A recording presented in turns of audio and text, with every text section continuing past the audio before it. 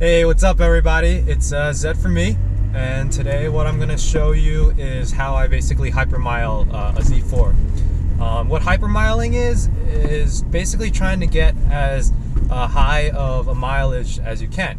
And usually EPA ratings are pretty conservative, meaning if you drive a car regularly, those are the numbers that you're going to get. But when you're hypermiling a car, you can get anywhere from usually about 50% or more than the actual gas mileage that the manufacturer states. So hypermiling is fun. You know, it allows you to save some fuel, which means more money for modifications, or even more money just to drive the car. So I'm gonna basically divide this tutorial, I guess, into two separate parts. The first part is going to be how do you hypermile a car in city driving. And the roads I'm on right now are pretty much city-like in the sense that it's basically stop and go. And this is basically, for me, the hardest part of hypermiling, because part of hypermiling is to keep your car at a steady speed, a steady engine load, so that it can be the most fuel efficient. And anytime that you're speeding up, you're going to be wasting fuel. And you know, when you hit the brakes in order to stop at a stop sign, for example, you're going to end up basically wasting the gas that you were using to speed up the car. So how do you hypermile a car in city driving? Okay, so in terms of hypermiling a car when it comes to city driving, you obviously want to keep your RPMs lower. That's the main thing that you can do in order to help lower your gas mileage. And for most people who just started getting into hypermiling, the first advice I would give them is basically to keep the RPMs below 3,000. Depending on your car, obviously, 3,000 may or may not be enough in order to get you anywhere. For a car like this, I'm able to keep the RPMs below 2,000. So for example, here I am at a stop sign, drop it into second gear, and once I get about to 2,000 RPM, just swap over to the next gear, third gear right now. Same thing, it's just rinse and repeat. For another car though, for example, some high revving engines like Honda likes to make their cars, you're probably going to need to go up to 3,000, which doesn't mean that you're wasting more gas or anything. It just means that that's how the engines were designed to be used. So yeah, very simply what you want to do is keep your foot light on the pedal. And by keeping the RPMs lower, you're going to be using less fuel.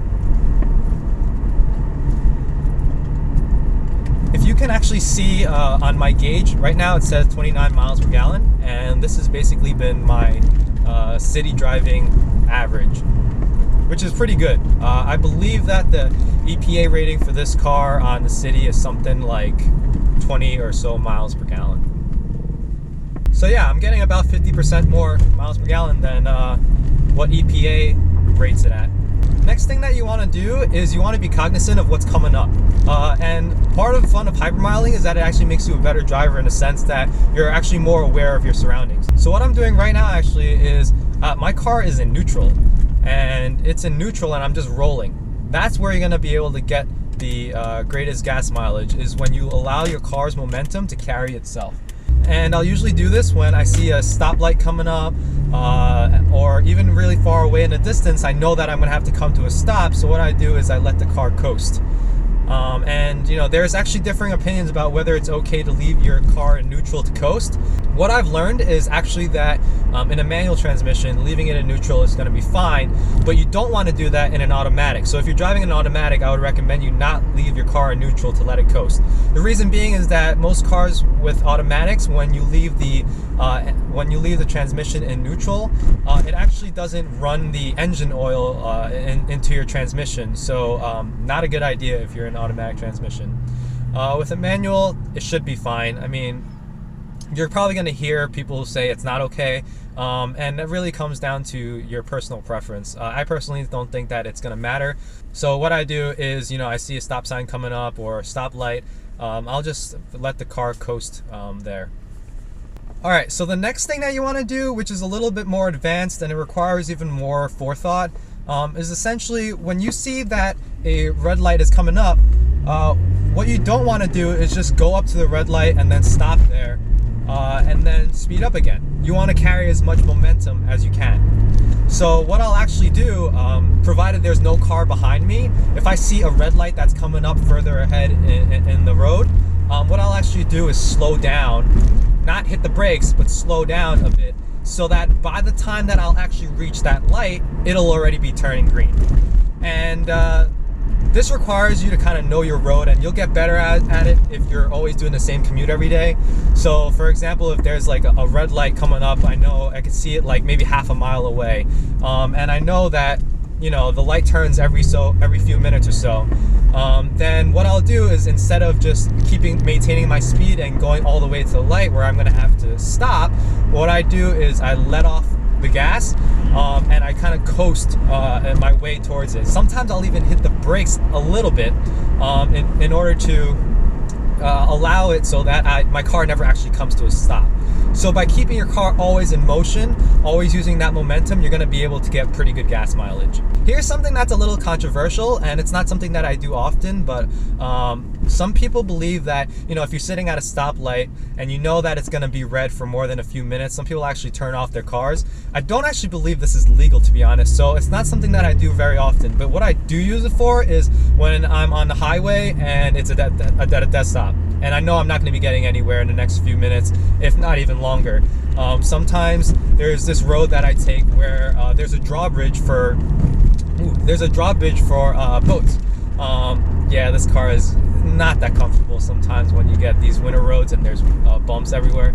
But yeah, so when there is a drawbridge that actually opens up, you know they're not going to be moving for another 10 minutes or so. So times like that, I'll actually turn off the car so that you're not wasting gas idling. Idling is one of the worst enemies of hypermiling. I mean, you think about it, you're sitting at a stoplight and you're idling. What miles per gallon are you getting? You're getting 0 miles per gallon. So nothing really is worse than idling your car.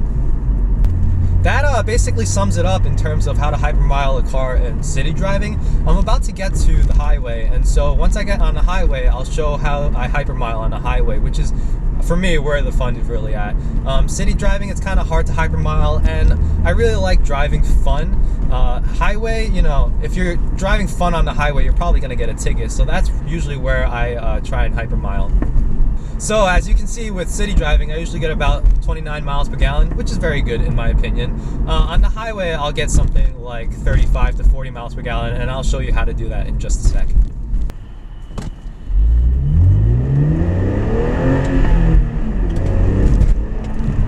It's unfortunate that there's actually a car in front of me, so I'm not able to really rev it out. But alright, now that that's out of the way, what I'm going to do is show you how I hypermile on a highway. First thing that I'm going to do is I will reset my miles per gallon so that you can see just highway what kind of miles per gallon I'm getting. So now, as you can see, I'm speeding up, so you know my miles per gallon is not going to be that great yet. I'm getting around 31.3 miles per gallon.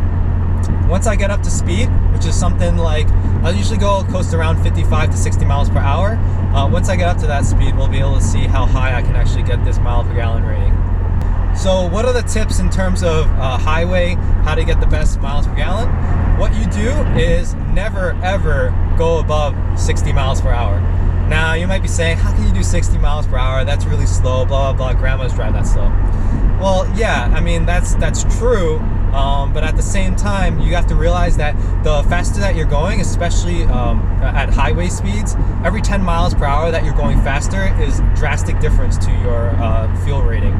So what you want to do is you want to keep it under 60 miles per hour. Right now I'm actually coasting at like 52 miles per hour, and that's because there's traffic. Traffic is one of those things that you almost learn to love when you hypermile a car. Why? Because with many cars moving slowly, you don't have to feel like you're pestering anybody by going slower than 70 miles per hour. Okay, so as you can see now, my miles per gallon is up to 39.8, and this is between 50 and 60 miles per hour. And here are some tips. Other than staying under 60 miles per hour, what you want to do is use the grades in the road in order to determine whether you're speeding up or slowing down. And what I mean by that is oftentimes people say you go into cruise controls, let's say 60 miles per hour, and you'll get the best gas mileage. That's actually not true. 60 miles per hour with cruise control is actually going to lower your gas mileage than what you can optimally get. Why? Is because when your car sees that it's slowing down because say you're going up a hill, it's going to give it more gas. And when you're going down a hill where momentum is helping you, it's actually going to slow you down because it doesn't want to go above 60 miles per hour. So what I do is I usually keep my foot at a position on the throttle, which allows me to maintain about 55 to 60 miles per hour on the highway.